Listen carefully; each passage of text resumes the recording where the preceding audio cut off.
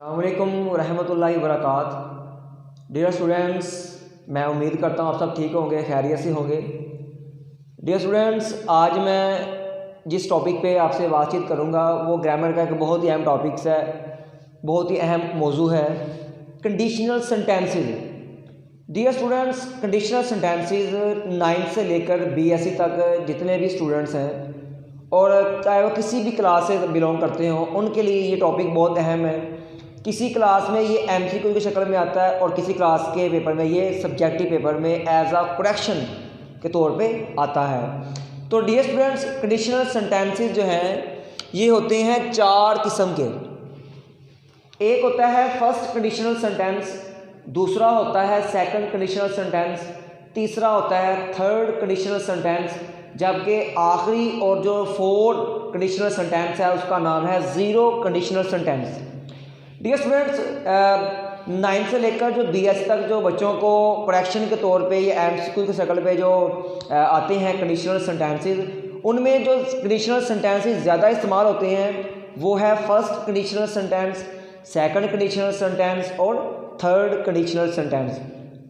तो ये थे हमारे पास 4 किस्म के कंडीशनल सेंटेंसेस हैं। आगे हम बात करते हैं उनके पार्ट्स पे। डियर स्टूडेंट्स, कंडीशनल सेंटेंस चाहे फर्स्ट है, सेकंड है, थर्ड है या ज़ीरो है, कोई भी कंडीशनल सेंटेंस हो उसके 2 पार्ट्स होते हैं। एक होता है कंडीशन और दूसरा होता है रिवॉर्ड। यानी कि हर कंडीशनल सेंटेंस में, हर जुमले में आपको 2 ही पार्ट्स मिलेंगे। कंडीशन मीन शर्त, रिवॉर्ड मीन इनाम।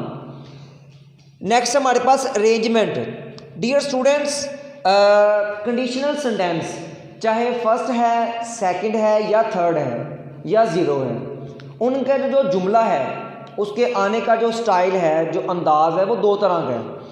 पहला क्या है कि इफ़ के साथ क्या आ जाएगा, कंडीशन, और साथ आ जाएगा रिवॉर्ड। मीन पहले इफ़, फिर कंडीशन, फिर रिवॉर्ड। और सम टाइम क्या होता है, पहले रिवॉर्ड आ जाता है, फिर इफ़ और फिर condition.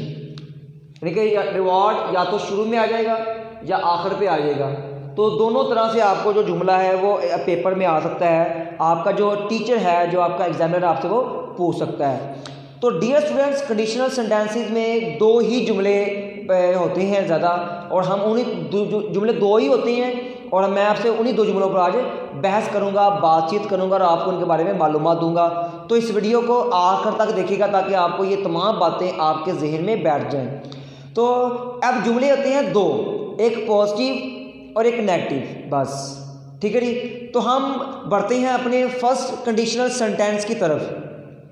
Dear students, second year और थर्ड ईयर में क्योंकि पैराग्राफ आता है बच्चे को इंग्लिश के पेपर में, तो पैराग्राफ में कंडीशनल सेंटेंस क्योंकि उर्दू की शक्ल में आएगा, इसलिए बच्चों को बिलखसूस सेकंड ईयर और थर्ड ईयर इनको फर्स्ट कंडीशनल सेंटेंस की जो पहचान है उसका होना भी ज़रूरी है, क्योंकि उसी पहचान के ज़रिए ही इन्होंने अपने जुमले को पहचानना है और उसको बनाना है।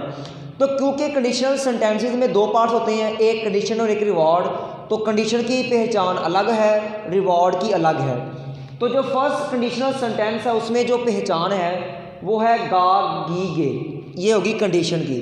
रिवॉर्ड की क्या है, गा गी गे, यानी कि कंडीशन की भी गा गी गे है और रिवॉर्ड की भी गा गी गे है। तो ये बात मैंने आपको क्लियर करने के लिए छोटी सी मिसाल दी है। मसलन अगर तुम स्कूल जाओगे तो पास हो जाओगे। डियर स्टूडेंट, देखें कि अब कंडीशन के आखिर पे भी गे है और रिवॉर्ड के आखिर पर भी गे है, मीन दोनों के आखिर पे गे गे है, मतलब गागा गी गी गे गे। ठीक है, इस तरह की इसकी पहचान होगी। तो आप इसकी पहचान को अपनी मेमोरी में लाजमी सेव कर लीजिएगा। अब क्योंकि हम बढ़ते हैं अपने पहले जुमले की तरफ, तो वो है पॉजिटिव। तो जो तरतीब है वो मैंने आपको पहले बता दी है कि इफ़ कंडीशन रिवॉर्ड या रिवॉर्ड इफ़ कंडीशन। तो हम बढ़ते हैं जी। अब इफ़, तो अगर की इंग्लिश है इफ़, तो वो वैसे का वैसे आ जाएगा। अब इससे अगला स्टेप है कंडीशन का। अब हम बात करेंगे कि कंडीशन को हमने कैसे बनाना है। सब्जेक्ट वर्ब की फर्स्ट फॉर्म एस या एस और ऑब्जेक्ट। डियर स्टूडेंट्स, मैंने आपको बताया हुआ है और आपको पता होना चाहिए कि प्रेजेंट इंडेफिनिट का जो पॉजिटिव है वो दो तरह का होता है, सिंगुलर और प्लूरल। सिंगुलर में क्या होता है, वर्ब के बाद एस या एस आता है, जबकि प्लूरल में एस या एस नहीं आता। अगर आप प्रेजेंट इंडेफिनिट की जो मेरी वीडियो है वो देख लें तो आपको ये जो चीज़ें हैं, ये जो बातें हैं अच्छी तरह से ज़हन-नशीन हो जाएंगी और आपके समझ में आ जाएंगी। तो मैंने कहा था कि जो कंडीशन उसमें क्या आना है, सब्जेक्ट वर्ब की फर्स्ट फॉर्म, अगर सब्जेक्ट वाहिद है तो यहाँ पर एस या ई एस और साथ में आना है ऑब्जेक्ट। ये थी हमारी कंडीशन की तरतीब, उसका फार्मूला। अब आगे आते हैं रिवॉर्ड पे। रिवॉर्ड में क्या आना है, सब्जेक्ट विल शैल में से कोई एक, वर्ब की फर्स्ट फॉर्म और ऑब्जेक्ट। और ये जो हमारा रिवॉर्ड है ये सारा फ्यूचर इंडेफिनिट का है। और अगर आप फ्यूचर इंडेफिनिट की जो मेरी वीडियो है वो भी देख लेंगे तो उसी को एक तो आप देख लेंगे, उसको समझ लेंगे, तो फिर आपको ये जो चीज़ें हैं बहुत जल्द और अच्छी तरह से मेमोराइज हो जाएंगी। अब ये थी हमारी कंडीशन और ये रिवॉर्ड और ये जो हमारा जुमला है ये था पॉजिटिव।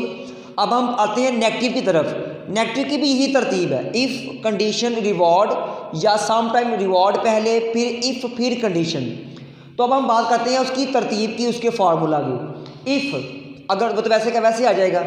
अब आगे आते हैं कंडीशन। कंडीशन किस तरह बननी है कि सब्जेक्ट, अब आपने क्या करना है, डू और डज, ये हेल्पिंग वर्ब है, इनमें से आपने एक हेल्पिंग आपने यूज़ करना है, इस्तेमाल करना है। नॉट क्योंकि नेगेटिव है, वर्ब की फर्स्ट फॉर्म और ऑब्जेक्ट। ये इतना मैंने फार्मूला बोला है, ये है कंडीशन का। अब आगे आते हैं रिवॉर्ड पे। तो रिवॉर्ड में क्या आना है, सब्जेक्ट विल शैल में से एक, नॉट वर्ब की फर्स्ट फॉर्म और ऑब्जेक्ट। अब हम इन चीज़ों को मज़ीद समझने के लिए मैंने आपको 2-3 एग्जांपल दूंगा, वो आपको समझाऊंगा, आपसे शेयर करूंगा ताकि आपको ये जो बनाने का अंदाज़ है, तरीका, ये भी आपको आ जाए। तो डियर स्टूडेंट्स, अगर तुम स्कूल जाओगे तो पास हो जाओगे। अब पहले उसमें ये देखना है कि जो पहचान है वो तो गे और गे है, मेरी ये फर्स्ट कंडीशनल सेंटेंस है। अब हमने क्या करना है, इसके पार्ट्स बनाने हैं, क्योंकि 2 पार्ट्स हैं, एक कंडीशन है और एक रिवॉर्ड है। पहले हम उन दोनों को हाईलाइट करते हैं। तुम स्कूल जाओगे ये कंडीशन है, पास हो जाओगे ये रिवॉर्ड है। अब दोनों पॉजिटिव हैं। अब हम पहले क्या करेंगे, अगर इफ़ आ गया उसका। अब आगे है कंडीशन, तुम स्कूल जाओगे, इसमें देखिए जाओगे वर्ब है, स्कूल इसमें ऑब्जेक्ट है और तुम इसमें सब्जेक्ट है, तो इसकी इंग्लिश यूँ बनेगी यू गो टू स्कूल। अब आगे रिवॉर्ड में देखिए वो है पास हो जाओगे। तो डियर स्टूडेंट्स, अगर रिवॉर्ड में सब्जेक्ट ना हो तो आप कंडीशन वाला इस्तेमाल कर सकते हैं, ये बन जाएगा तुम पास हो जाओगे। इसमें पास होना वर्ब है और तुम इसमें सब्जेक्ट है, तो ये बनेगा यू विल पास। अब हमारी जो फर्स्ट कंडीशनल सेंटेंस का ये जुमला इस तरह बन गया, if you go to school you will pass. अब आगे चलते हैं। आगे मैंने कोई कौन मिसाल दी है, मैं खिलौना खरीद लूँगा अगर तुम लाहौर नहीं जाओगे। डियर स्टूडेंट देखिए, इसमें जो कंडीशन है वो आखिर पे है, तुम लाहौर नहीं जाओगे। रिवॉर्ड पहले मैंने लिख दिया, मैं खिलौना खरीद लूँगा, ठीक है।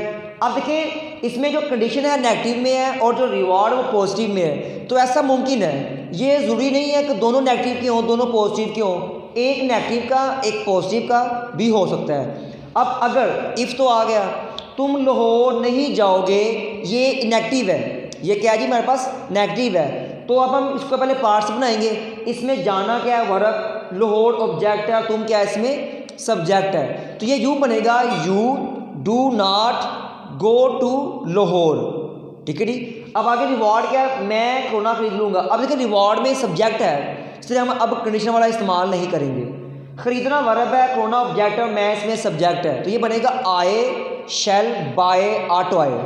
तो ये जुमला हमारा यूँ बन जाएगा, if you go, if you do not go to Lahore I shall by auto आए, ठीक है। एक और मिसाल लेते हैं, अगर तुम मेहनत नहीं करोगे तो फेल हो जाओगे। डियर स्टूडेंट्स, ये जो एग्जांपल है आपने खुद अटैम्प्ट करनी है और आपने मुझे कमेंट में बताना है कि इसका आंसर क्या है, ताकि मुझे पता चल जाए कि आपको ये कितनी समय लगी है। ये थी हमारी फर्स्ट कंडीशनल सेंटेंस। तो डियर स्टूडेंट्स, मैं उम्मीद करता हूँ कि आपको इसकी थॉरली समझ आई होगी। आप कमेंट लाजमी कीजिएगा कि आपको वीडियो कैसी लगी और अपने जो इसके बारे में राय है वो लाजमी दीजिएगा। बेस्ट ऑफ लक, अल्लाह हाफिज़।